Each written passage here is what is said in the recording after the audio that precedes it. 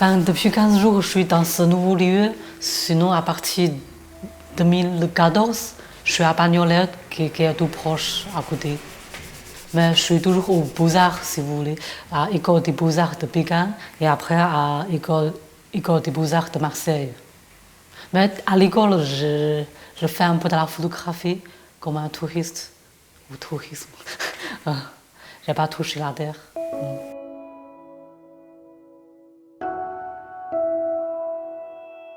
À partir de 4 ans, enfin, ma mère m'a dit je commence à faire un peu les dessins. Du coup, c'est toujours le beaux-arts, quoi.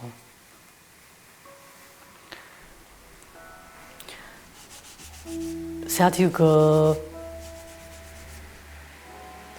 je cherche à exprimer avec mes objets. Par exemple, si je vais écrire un mot, ben, il y a un sens pour moi. Et puis des fois, ça m'a touché aussi à le faire ou bien seulement à voir.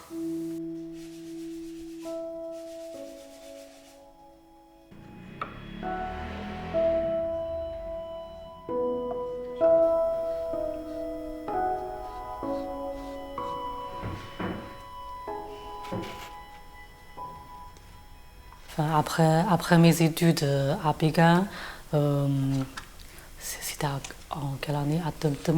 À 2002. Enfin, pour nous, après les études, on ne sait pas quoi faire. Du coup, c'est toujours, on va continuer notre étude, quoi. J'ai choisi à partir à l'étranger, un peu comme les autres aussi, soit dans les autres pays. Mais en France, la vie qui n'est pas très chère, ben, bien sûr, et d'ailleurs c'est un pays très artistique. Sauf qu'il faut apprendre le français. Oui, il faut apprendre, mais j'ai pas le choix. Du coup, il faut apprendre un peu. Ce qui est bien, le céramique, ça me permet à vivre avec ce métier. Parce qu'il y a quand même un côté très pratique.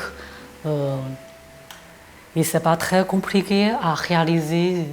C'est-à-dire qu'on achète la terre ou on achète notre propre four ou pas. De toute façon, on peut cuire ailleurs. On peut réaliser un objet utile. C'est sympathique. Je pense que c'est pour ça. En fait, il y a beaucoup d'ateliers céramiques à Paris. C'est simple pour commencer et ça me convient. En fait, vraiment, je ne connais pas beaucoup de choses dans la céramique. Mais les autres, pareil, hein, un petit peu. Hein, parce que je lis pas beaucoup de bouquins.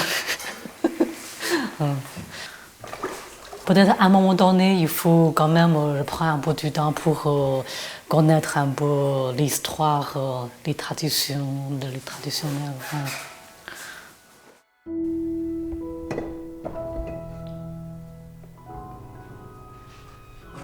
En fait, je cherche, j'aimerais bien vraiment, enfin, il y a vraiment cette frontière entre l'art et l'artisanat. Des fois, c'est pas clair, c'est un peu flou.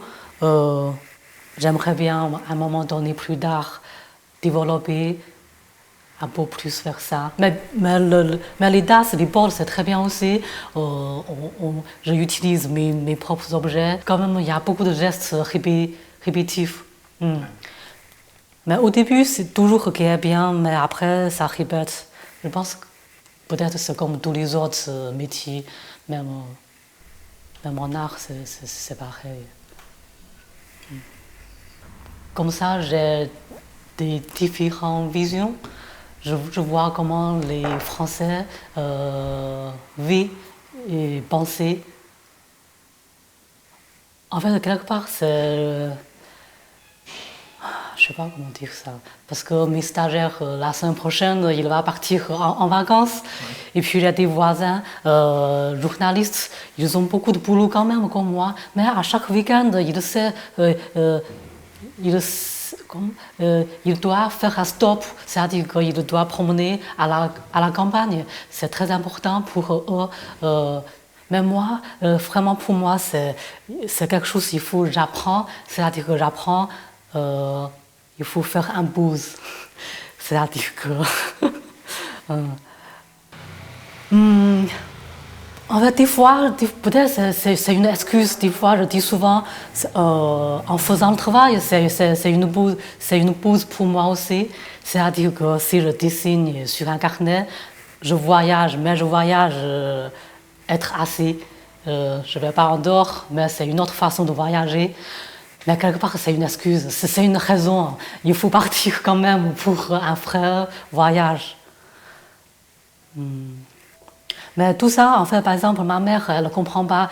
Elle me dit, ah, même tu m'as offert des travails, je ne vais pas garder. En fait, des fois, je vends très cher. Des fois, par exemple, c'est 80 € une pièce. Ma mère m'a dit que même 80 centimes, je ne vais pas acheter. En fait, pour ma mère, elle a vécu 4 ans quand même à Portugal, justement pour travailler. Et souvent, elle m'a dit que pendant 4 ans, je n'ai pas fait une journée de pause. Enfin, je travaille beaucoup, mais après, maintenant, souvent, j'apprends comme les Français, il ne faut pas travailler tout le temps.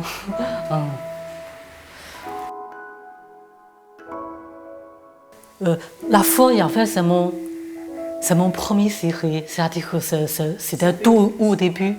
C'est tout au début. C'est mon premier création. Mais c'est-à-dire que ça fait 7 ans. À partir de fin 2012, c'est un de mes préférés. Je trouve que c'est bien. En plus, quand il y a du feu, ça bouge, ou bien avec la lumière du jour, ça change, ça joue ensemble. Je trouve que c'est plus vivant quand il y a du feu ou la lumière qui passe dedans.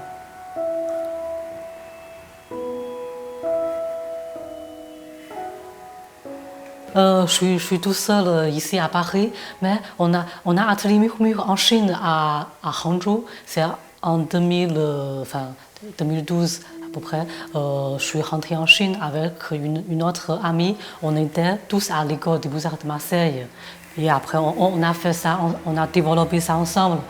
Et puis à un moment donné, on a pensé de faire un atelier en Chine. Du coup, on est rentré. C'est tout près.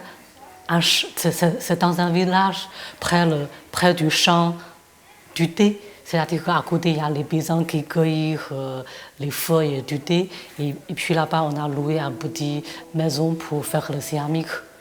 Donc il y a Atelier Murmure à Hangzhou et Atelier Murmure à Montreuil maintenant. Oui, comme ça fait international, c'est bien. Et puis ça me convient bien parce que je n'aime pas rester... c'est-à-dire que dans ma tête, comment dire ça, si je reste que ici, je pense que je vais voir beaucoup de défauts. Si je vis seulement en Chine, je regarde beaucoup de défauts aussi. Si je bouge, je vois que les qualités. Parce que je suis ici, mais je ne suis pas là. Je suis nulle part, mais des fois je suis là. Comme ça, c'est bien. C'est-à-dire un peu nomade. C'est souvent on dit, quand on quitte la Chine, peut-être on aime bien la Chine. Mais si on est dedans, on critique beaucoup. Peut-être pour les Français, c'est pareil. Vous aimez bien critiquer la France, mais je sais, hein, c'est avec les critiques qu'on avance. C'est très important.